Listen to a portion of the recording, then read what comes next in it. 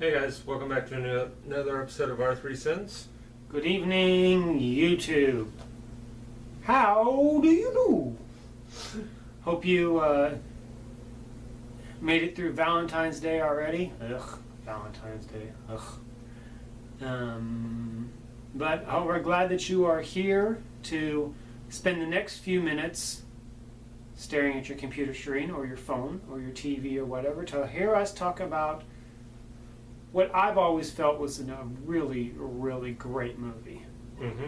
And the first time we watched it, it was like, this was nothing like I thought it was going to be. What I expected. I expected a raunchy teen comedy in the veins of, American Pie or something like that, but it wasn't. No. Yeah, we actually watched this together. We were in... You had just moved to Higginsville, I believe. Mm-hmm. And we rented it or something. Yep. And we watched it. Yeah. Here it is, 14 years later, and we're finally reviewing it. Yeah. Probably one of our favorite, both of us, probably one of our favorite movies from the early 2000s. And what are we talking about? Possibly one of the better modern day love stories. The Girl Next Door. Let's get that in there. I'm a long way away. This movie. Yes, this movie. What can be said that hasn't been said before? Well, we've never said anything before on it, so we can say anything we want. This is a movie that is fantastic, but I don't think it gets enough love. Mm-hmm. It's one of those ones that probably isn't talked about as much as it should be. It's more one of those movies that, oh yeah, I remember that movie. That was a great movie. Yeah, it was a great movie. Or it's Let's talk about it more. Or it's one of those movies that's like, oh, I heard of that, but I've never seen it. I don't know what it's about. Mm-hmm. Well, it's in the title. It's about the girl next door. Mm-hmm. People. And I actually just realized that that's actually a really nice play on words. Because the girl next door is a porn term for every girl. Mm-hmm. I just realized that. And she literally is the girl next door. Yeah. Because you're kind of either the little sister of the girl next door or a MILF. That's pretty much the three class. You know what? I'm talking about she was literally living in the house next door to the kid. I know, and I'm saying that the title is a play on words for an actual porn term. Oh, okay. Well, yeah, I understand that. I'm saying, but that's not where I was going. You just keep talking about little sisters and MILFs and this is a family channel, damn it. Anyway, yeah, Take two. See, even my phone disagrees. So, yes, let's do this. Cast first, or what? Or yeah, whatever. Emil Hirsch. Before anybody really knew who he was just kind of starting out at the time. He hadn't done a lot.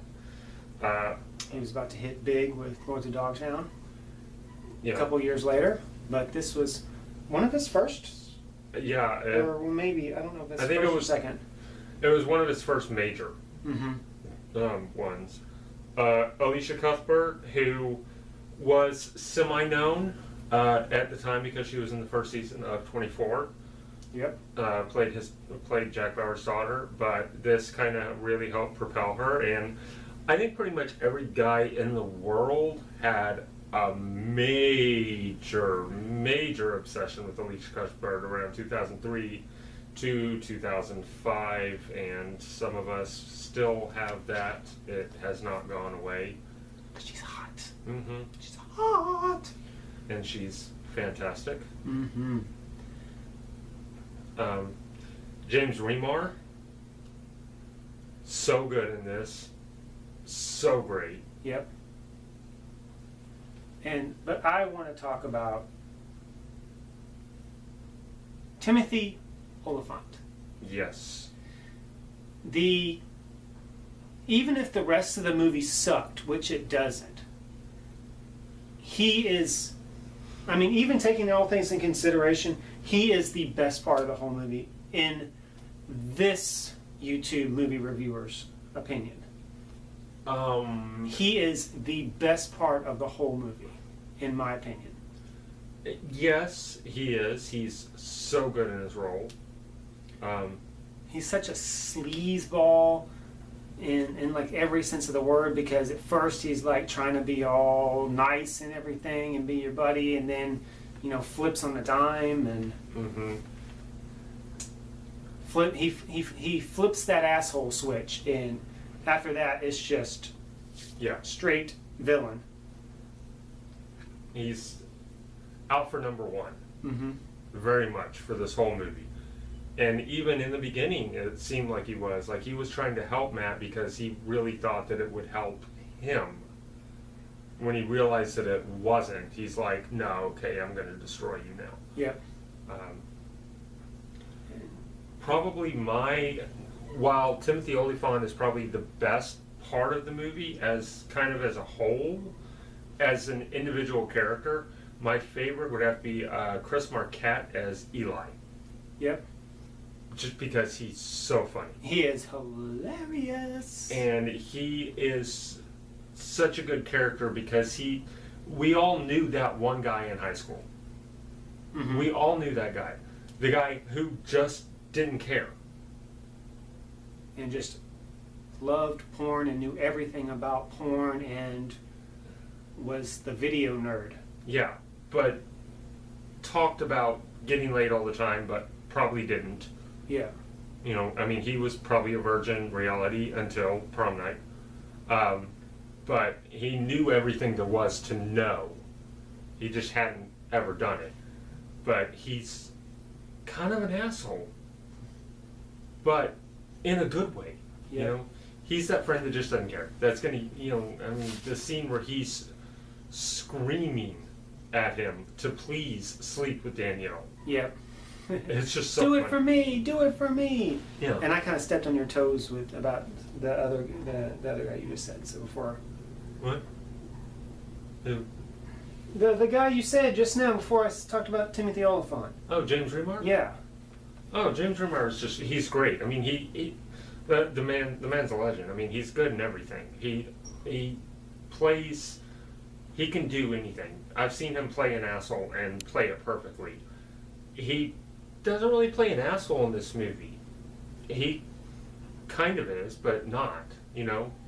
He's a good guy that just kind of has some asshole tendencies, as opposed to Timothy Olyphant, who was an asshole that had some good guy tendencies. Yeah. You know? James Remar does... I mean, the character's name is Hugo Posh. Yeah. And he does posh and sophisticated very well. You know? I'm a big fan of James Remar, so I like seeing him and stuff. Anytime he pops up in something, I'm always super excited for it. You know, the story of this is nice and simple in a lot of ways. Yep. I mean, it's a story that's, I wouldn't say it's a story that's been told before, but I mean, because every story has been told before. But it's nice to have it, you know, in a different kind of sense, you know. Nerdy kid meets girl changes his life. Guy changes her life. Guy and girl fight and get back together. Everything turns out A-OK. I mean, it really is a very basic kind of love story, but it has that twist in there of, you know, she just happens to be a porn star. Mm-hmm. You know, and I think that's really good. I think it was something that worked very, very well, especially in this movie for the time that it was released. It's a nice modern twist on this because, I mean, you're 18, you're a girl, it's pretty simple for you to be a porn star. You know, that's just the way things work now. Yep. So. Soundtrack. Oh god, So the soundtrack. We could talk soundtrack on this thing forever and ever, but Oh god, there's every song used in this movie is great. is used at the perfect time Mm-hmm. to accentuate the film. Yes, just every choice is so solid, you know, and this has everything from classic to unknown to modern stars, modern for the time, Yeah. at least, you know. Filter, Monster Magnet, Spin Doctors, or not Spin Doctors, Sneaker Pimps. It was Spin Spin Sugar. The Who, with one of the iconic teenage rebellion songs. Bob O'Reilly. Yeah. And then you got Monsters of Mayhem, Uh-huh. and of course David Bowie. Yep. Of course, David Bowie and Queen. Yep. Under Pressure is utilized in this movie so well, especially considering that it's played at the beginning, Mm-hmm. where it almost really it doesn't fit in context a lot. Even though he's slightly under pressure in the beginning, it's a song that would have been that I would normally think would be used more towards the end when he's actually like freaking out about everything that's happening. But the fact that they did use it in the beginning, I think, is perfect because it kind of sets up like you don't realize what it's setting up. Yeah, for the movie. that's what I was just fixing to say. Oh, I'm sorry. No, it's fine. You're on a roll. But I mean, it's Bowie and Queen together. I mean, the soundtrack that will sell the soundtrack in itself. Mm-hmm. If it didn't already have all this good stuff on it. This probably has one of my a particular montage that where they use take a picture from Mm-hmm. Filter. I really love it, and it's a scene that I hadn't thought about in a while because I haven't seen this movie in probably 4 or 5 years. But that scene is so incredible, and the use of the song, you know, and it's kind of the beginning of everything good in the movie, almost. And it's just a really beautiful scene the way it's played out. Mm-hmm. And that song is just so good. God, it's so great. One really awkward moment about 30 minutes into this movie that you can honestly just skip for about 3 minutes. Because it's just so, I mean, it's important.